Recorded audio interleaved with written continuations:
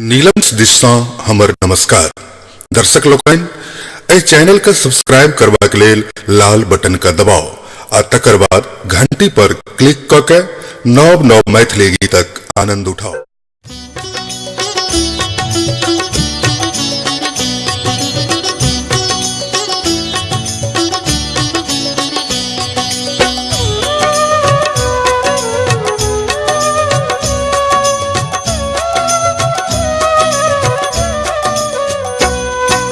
दुर्गे बर दे ज्ञान अमर दे तोरे पग से बैठी है।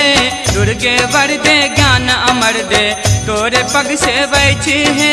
तोरे पग से बैठी है जननी तोरे पग से बैठी है। तोरे पग से बैठी है जननी तोरे पग से बैठी है।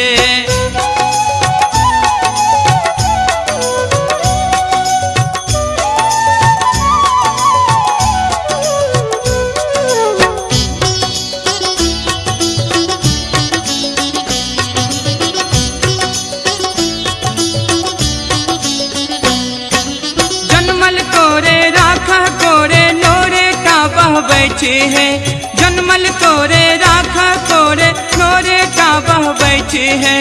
अनधन ले हमरन बन भटकल अन्नपूर्णा कह बैठी है।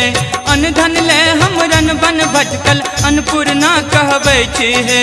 दुर्गे बर दे ज्ञान अमर दे तोरे पग से बैठी है। दुर्गे बर दे ज्ञान अमर दे तोरे पग से बैठी है। तोरे पग से बैठी है जननी तोरे पग से बैठी है। तोरे पग से बैठी है जननी तोरे पग से बैठी है।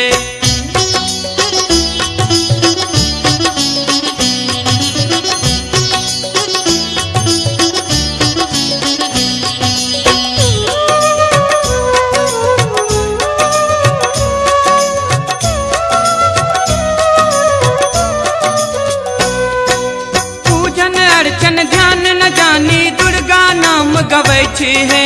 पूजन अर्चन ध्यान न जानी दुर्गा नाम गवैछी है। माई एहन रूसल बालक पर दर्शन नहीं पावैछी है। माई एहन रूसल बालक पर दर्शन नहीं पावैछी है। दुर्गे बर दे ज्ञान अमर दे तोरे पग से बैठी है। दुर्गे बर दे ज्ञान अमर दे तोरे पग से बैठी है। तोरे पग से बैठी है जननी तोरे पग से बैठी है। तोरे पग से बैठी है जननी तोरे पग से बैठी है।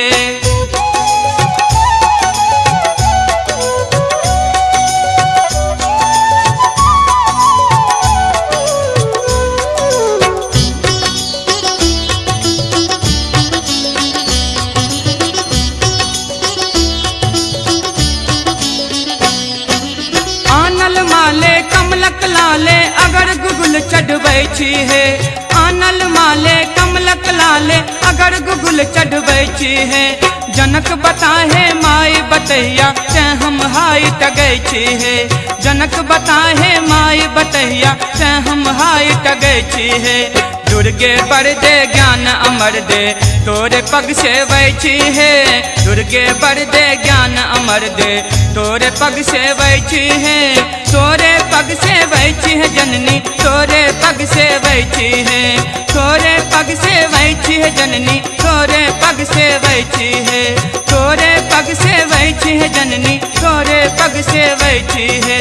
तोरे पग से बैठी है जननी तोरे पग से बैठी है।